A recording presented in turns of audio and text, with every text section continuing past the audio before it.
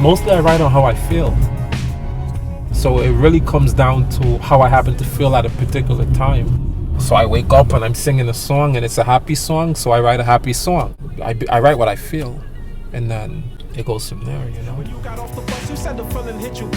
I started to write Jamaican songs in high school. Kids don't pay attention to school and shit, but they pay attention to music. The teacher gave us an assignment. She wanted us to write about like an issue that affects teenagers. You kind of pick the issue out of a hat. I happened to pick teenage pregnancy, and so I wrote a song about teenage pregnancy and I performed it for my class. At the time I was like 12 years old. All my little friends were so impressed by it. They were like, yo, Joel, you should definitely think about doing this as like a career. Plus, we used to do that stuff in school anyway. That's all that we did. I thought I would have stopped, but it just continued, progressed. Moved to the US, it continued. Went to college, it continued. Graduated college, it still continued. I mean, the music talks about different interactions with females that I've had, dreams that I have about females that I want to interact with, females that I've seen, females that I want to see, females that I've had in compromising positions. It's a lot of females.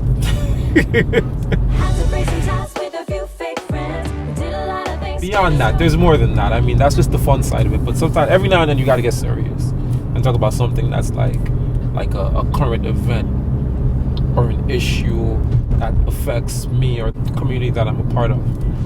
So the music is definitely like that also.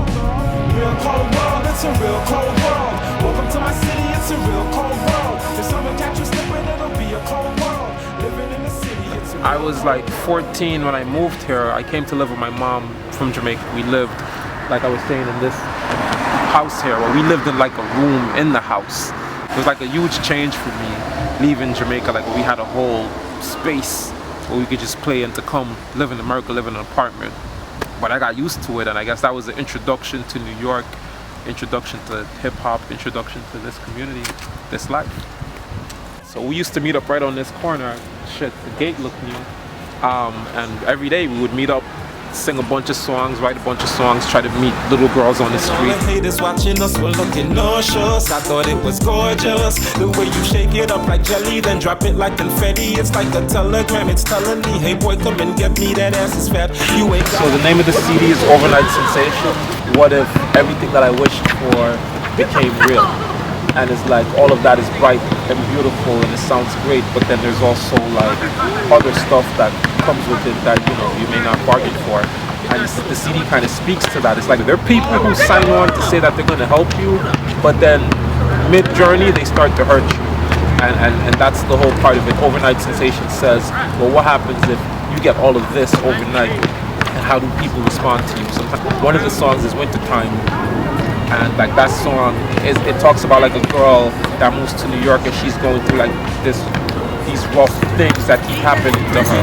But the scene, basically, for me, it was kind of like, yo, I feel like I'm living in winter, and I don't like the winter, and that's what the song is really about for me.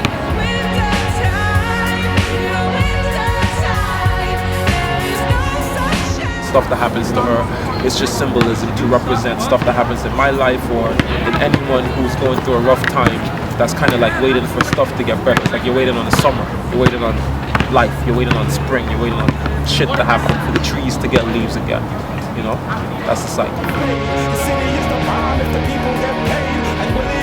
I decided to make a CD like December 17th, 2012. That was roughly 2 weeks before my son was born. And the whole issue of it was, like, I have been writing music since I was like 11, 12 years old. Stopped a few times. Here comes my kid, he's about to be born, and basically it put a feeling in me, like I want to live my dreams. I want him to know that he can live his dreams.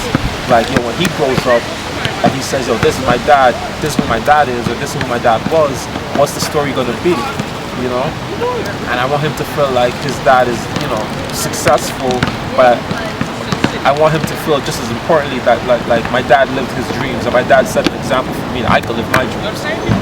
It's to let my kid know that, yeah, you can do school and you can do great at that, because that's important, but you should also, like, you should live your dream. Like, you should focus on all the things that make you happy. You don't have to choose between, like, I'm gonna be an academic, but like music is not for me because I'm good at books. Like, nah, you can be good at both.